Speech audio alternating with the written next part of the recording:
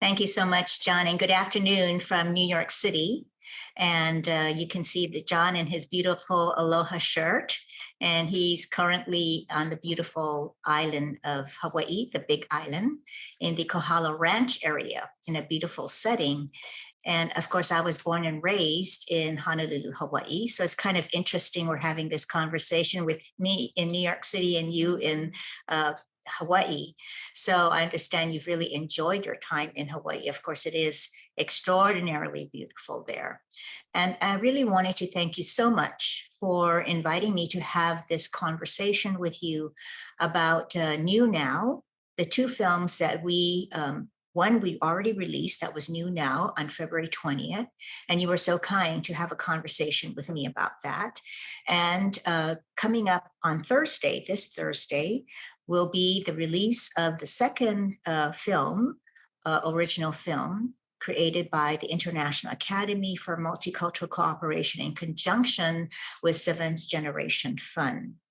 And, we'll be doing a webinar about that, but I'll defer conversation about that until I have some clarification to give about the New Now video, which is now available, an edited video, because during the webinar, we had some of the participants who were having some connectivity problems with the internet.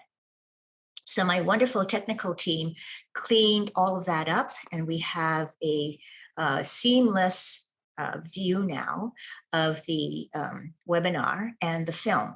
So that is available. We'll put it in the chat box, the link for that film. And so you can see that chat has been placed. And so we welcome all of you to see that seamless program that's now on the International Academy YouTube channel. And thanks to you and the Unify Network, we have had at least about 2,600 viewers, and I understand that about over 8,000 screens have received that link. So thank you so very much, John. Of course, you have spent years cultivating an incredible global civil society network to be able to get the good word out. And I so appreciate your dedication, your commitment, and your passion to being able to do this, because I think there is a mutual recognition that is the power of civil society that is coming together in collaborative engagement and cooperative engagement that is going to allow this global transformation to take place. So I think in the court of public opinion, which you have cultivated all these years with your networks, and of course, joining together with other powerful networks with many civil society members, really is creating a global transformation and putting out the good word about the need for us to work collaboratively together. And of course, I've mentioned previously in previous conversations about this wonderful man, Dr. Hans-Peter Dürr, who was the former president of Max Planck Institute, and he was a nuclear and quantum physicist. And he wrote the Potsdam Manifesto, and it was a very powerful manifesto and showing the importance of being able to cooperate. And everywhere he went in the world, he talked about cooperation, cooperation, cooperation. And he shared with me that his wife said, "You always say cooperation. It's just understood that we have to cooperate with each other."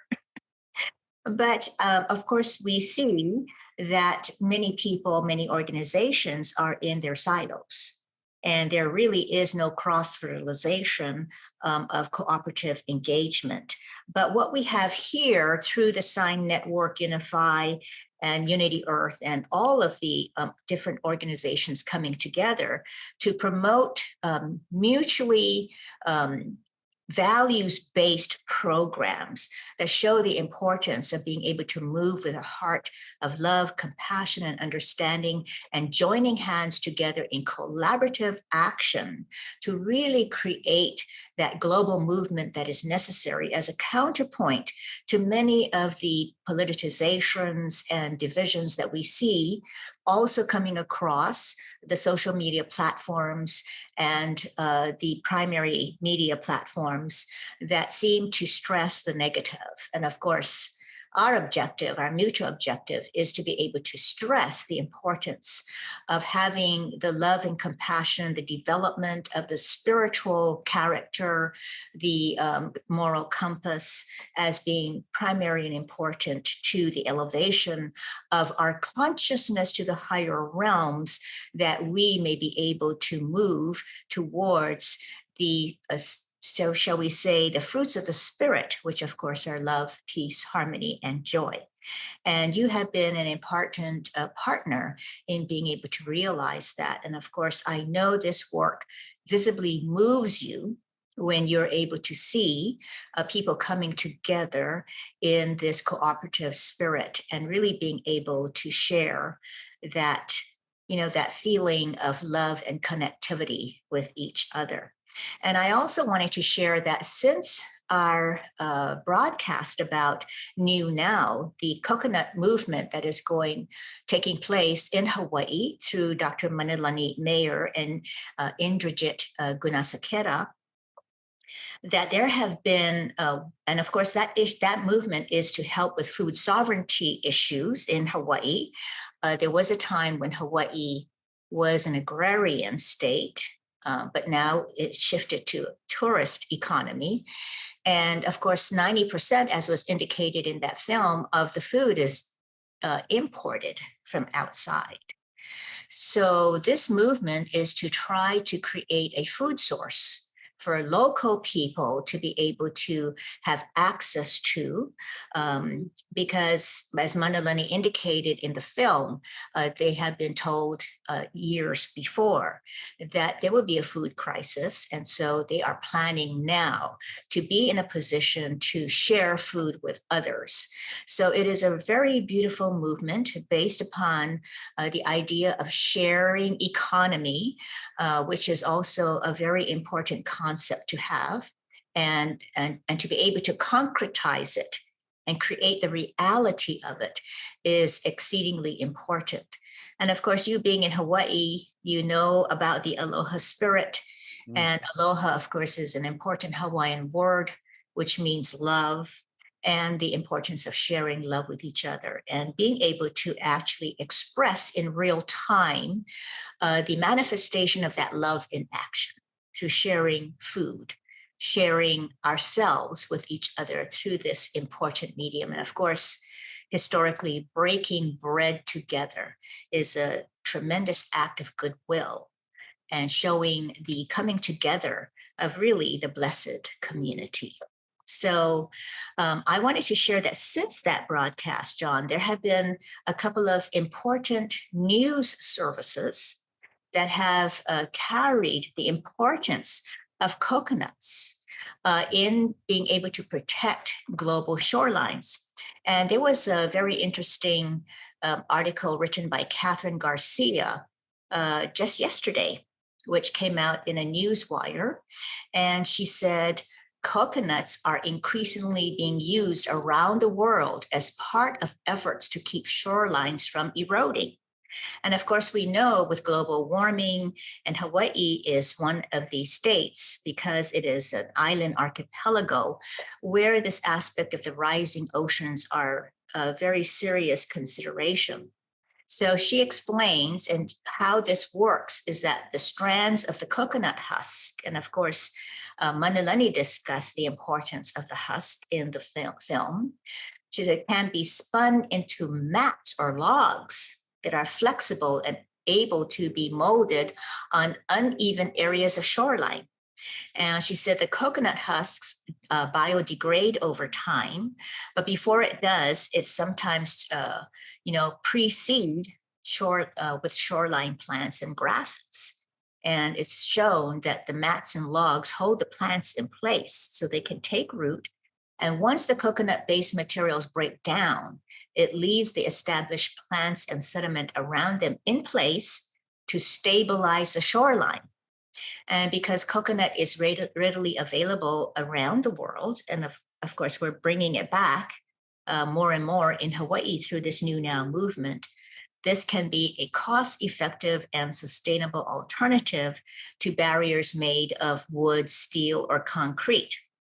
So it's really interesting because the American Littoral Society, which is a coastline conservation group, is using the coconut husk. They already funded a 1.3 million restoration project of an eroded riverbank in Neptune, New Jersey. And the organization said the project has already added significantly to the shoreline, which was hit hard by Superstorm Sandy in 2012. And so they're always, coastline cities are always looking for ways on how to stop the shoreline erosion. And of course, because many cities, including Manhattan, that sits on an island, a little island on the Atlantic coastline, is very subject to this kind of erosion and incursion by the rising tides. So this is a phenomenal natural way to stop a shoreline erosion. So the article goes on to say that in Boston, a pilot program is now underway with 4 floating mats made of coconut fiber and wood chips and other material, and it's being tested to see if they can blunt force the waves and spur the growth of aquatic vegetation. So, and of course, that's what the reefs, the importance of reefs do, that over time they foster and cultivate colonies of species. And so we're going to see very fascinating use of coconut fiber and the fact that it's organic material and it's relatively inexpensive and it's really, considered to be discarded material. So it's a fabulous way to recycle the coconut husk.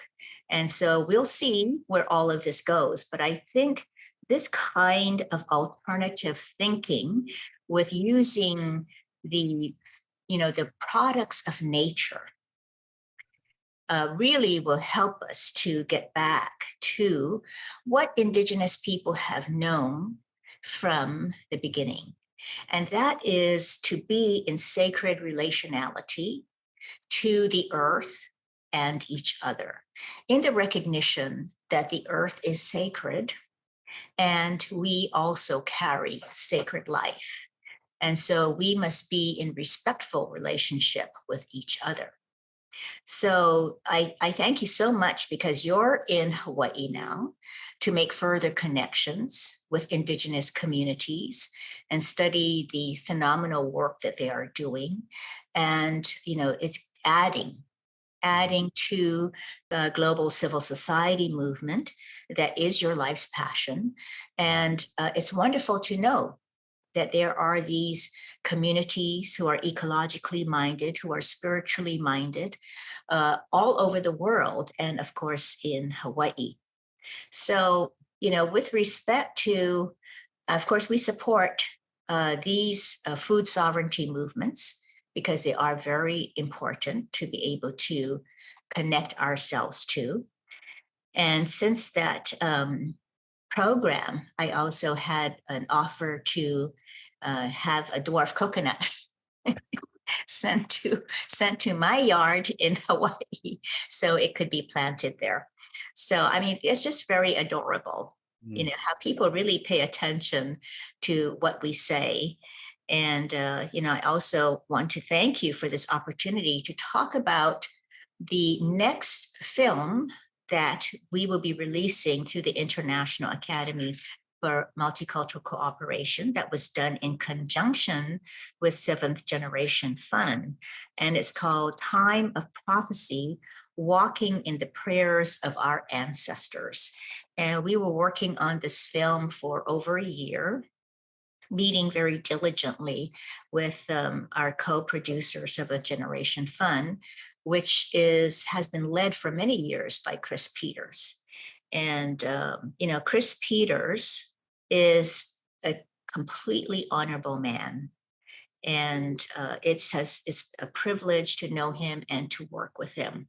So in this time of prophecy, which is going to be played as a preview through the Anti-Racism Initiative platform of the G20 Interfaith Forum, we will have Chris Peters and myself moderating, and with two members of the Seventh Generation Fund Board. And that would be Helene Gaddis and Dr. Henrietta Mann. And that original film is going to show the values of the Indigenous people, the difficulties that they have endured with the degradation of the environment, and the importance of having a revival of their sacred practices and ceremonies to return us to be in that sacred relationality to the earth. And of course, they will also address the Hopi prophecies that were given. And I know that you have a particular interest in Indigenous communities. And of course, you talk about the canoe. So I'd like you to share with us about the canoe and its symbolic representation, because the canoe is also part of this film. So share with us, John. I'd love to. Audrey, what a joy it is to do this. Thank you so much for so many important things you've just shared with us. This is an extraordinary time, and we are together writing the tales of synergy from the Magic Canoe. And it's an Indigenous concept, the Magic Canoe. It's a vessel for traveling. And we're traveling between worlds, between a world no longer and a world not yet. And your work at the International Academy for Multicultural Cooperation and your team's work is so essential. When we dreamt up the SINE network, the idea of a synergized impact, this is exactly what we wanted to support. And I'm encouraging everyone who's watching us now that it's this Thursday, March 16th, that people can join the webinar and participate in the release of the film, the early preview of the film. So it's in, not just here in our Zoom conversation, but actually on the Facebook posts that will be shared throughout many, many members' pages. So people can link to that and come and be a part of the conversation. Because that's what you're saying, and that's what these tales of synergy are. It's up to us. No longer can we rely on the governments to do it for us. They need to do it with us. We need to take responsibility. And that's so core to the message of the Academy. And so many times I hear you talk about individual responsibility and collective responsibility. So to hear the good news that the coconut revolution is on, and that this ideas of being cross-appropriated, just having grown up in New York, the idea that they're using coconuts to help deal with the river in New Jersey is exactly a dream that can only come out of this connected world that we're a part of. So the idea of together writing these tales of synergy from the Magic Canoe that's moving between worlds with lots of room, and everybody's welcome here to serve our journey home. And for me, like the words of Dr. King, and he's made, everybody can be great because everybody can serve. And that privilege of being in service of something greater than ourselves and something that we truly can only do together. That's the dream of this alliance of the SINE network, that it's a network of social innovators committed to behavior change at scale through collaborative learning and innovation and what we call unprecedented unified action. So many folks have trusted us. We call it trusted sharing with their pages on Facebook, so that when a member like yourself goes live, we want that live stream to turn into a sine wave. And that's the practice. And we all could do that. It's by sharing and caring that we can turn what we have into what we need, which has seemed so essential and vital for this time. So I'm thrilled that there's an edited version of the Nui Now that happened in February, and that this Thursday, there's a link here in the post that people can go to register for the webinar. And I think we're even going to see a preview, or at least a trailer, because I agree, and this is a topic that I know you can teach us about, the healing that we need to do, the recognition. Anytime we talk about the Indigenous world, and the impact of colonization. This is something all of us knows. And it's coping is not the same as healing. That's right. And learning is healing, and healing is learning. So the gift of a film like this, a chance for us to say, okay, how can we heal? How can we turn what we have into what we need and go forward in unprecedented, unified ways? That's such a gift for the world that you're offering through the Academy. I encourage everybody to spread the word. Everybody knows that wisdom has been here forever. And we just blindly didn't appreciate and understand what was right in front of us. But we're waking up. Right. And of course, we were schooled in the stories of untruth. Right. So I think the work of the International Academy is very important to tell the stories of truth and to rectify the false versions, that have demonstrated itself to be, part of the whole system of marginalization of the values, the culture, the language of entire peoples in order to keep in power the dominant power structures. So, and of course, the Academy is releasing its next film, its third film, during World Unity Week, which is another international platform on the examination of the systemic power dynamics that have been manifested through the economic infrastructures that globalization and other Bretton Woods, for example, organizations have been party to in perpetuating the power dynamics that have created the marginalization of entire peoples and benefited hugely that 1%. And of course, we're seeing the loss of the balancing fulcrum point of the middle class and the growing masses of poor. So that would be another interesting film that we will be releasing by June, and that will be on the Unity Earth platform of World Unity Week.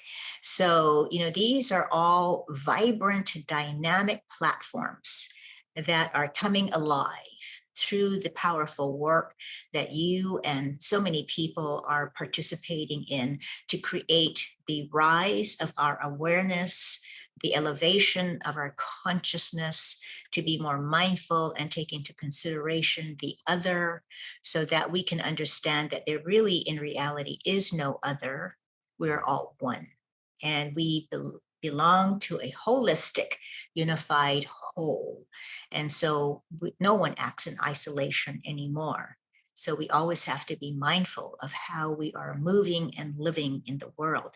So we're going to put up the flyer into the chat box so everybody can see and, of course, register if they want to for this upcoming Time of Prophecy, Walking in the Prayer of Our Ancestors webinar, which is coming up on Thursday.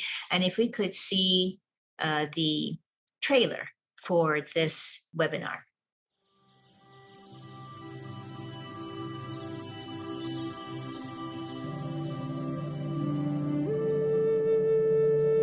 What we're facing at the present day, it's been prophesized. Colonization has its act in ways that destroy rather than nurture. Indigenous people, Indigenous bodies are seen as resources meant for extraction. Our elders always foretold it's bound to happen. We have a chance to reverse it. This is our last chance. We do a lot of ceremonies, Thanksgiving ceremonies, and they remind us of the powers and authority of nature itself.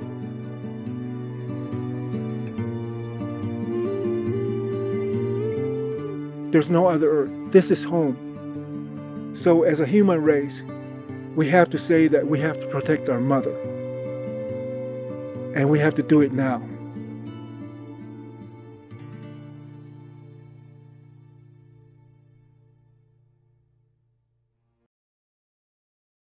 So thank you so much, John.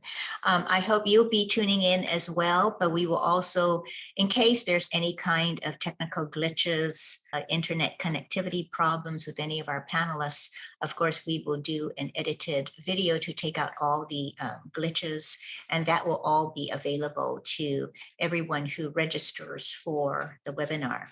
I also wanted to say that the actual premiere of this new film will be shown as part of the United Nations annual Indigenous Peoples Forum and Issues, and it will be shown in person only at the Ford Foundation Center.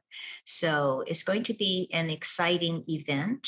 And of course, it is an important opportunity, again, for connectivity of Indigenous peoples from all over the world who attend this United Nations International Conference to network, to meet each other, and to be able to really join hands in seeing the important work that Indigenous communities all over the world are doing, as also a growing awareness on being able to understand our histories and the impact of our histories and how it is important for us to be able to bring back, the imbalance that improper power dynamics have caused, not only to our human relationships, but to the world. And so it's all connected. So it's very important that we educate ourselves on the deeper meaning of our histories and how we can deal with our histories in the context of contemporary time. So I really look forward to being able to release these important films by the International Academy for Multicultural Cooperation. I think you'll be very pleased to know that our third film that's coming up in June is featuring the important work of David Korten, who is also an evolutionary leader. And, we will also examine possible alternative models of economic infrastructure and from going global to local.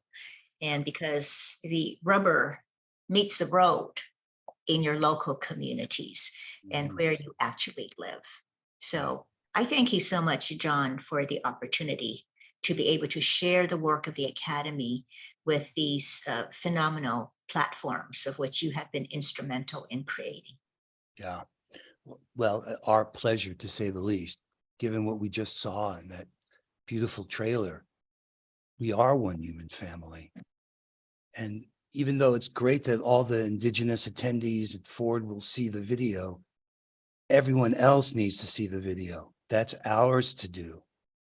And that's what I want to encourage everyone to do here, is let's spread the word. This is our time. The urgency, like they said in that trailer, right? This is the time. We need to do this now. So I invite everybody. I mean, I've been blessed with my work with Hereditary Chief Phil Lane Jr. since we met with His Holiness the Dalai Lama in 2008. He's chairman of the Compassion Games. And the 4 worlds in that indigenous network, which he's cultivated for many years, the first is assimilation. And then what happens is there's resistance and conflict. But then it leads to hopelessness and despair. And the 4th way is cooperation. The 4th way is collaboration. And the idea of starting from within, working in a circle, in a sacred manner, we heal and develop ourselves, our relationships in the world. Those are the guiding principles I've learned from Phil and the indigenous world, and have been the insight to what governs our behavior in pursuit of a better world together. So the work of the Academy is essential. The topics, the one you did on the crisis of loneliness for our young people, was so important that we understand how these platforms can be used to cause pain in our lives, or we can use it to create the transformation we need. We're not naive about the situation, the power structures and the money that's made by keeping people engaged because they can get angry with each other and want to be, that's just causing so much suffering and pain. At the same time, we can use these platforms to really transform our world. The connectivity is amazing. All of us are on this field together. So deep bows to you, Audrey, and everyone at the International Academy. The idea of multicultural cooperation, what does that really mean? And how do we respect and know our differences, but see our essential unity? That is a privilege, that is a joy. This is the word that I want to see spread far and wide. So Thursday, there's a free webinar, there's a link in the post that people can sign up for, but please share this. Let's spread the word. Thanks again to Unify and all the other SINE members for being a part of making this known. This is the kind of wave that we were born for. This is what makes it all possible. Yes, thank you so much, John. And of course, you hit upon a very important aspect that all of this polarization that causes pain really speaks to our self-alienation, because we have gotten so far away from the remembrance and understanding of who we truly are as spiritual beings that come already whole, unified, and connected into the seamlessness of the universe and the spirit of everyone that comes from sacred life itself. So thank you so much, John. Yeah, beautiful, beautiful. Thank you. Yeah. And aloha, and enjoy your wonderful balance of your time in Hawaii. And yes, I look forward to seeing you in Hawaii one day. And not on Zoom, but we actually will be able to be together in Hawaii. But thank you so much, and infinite blessings to you, John, for all of the phenomenal work that you are doing. Our pleasure. Thank you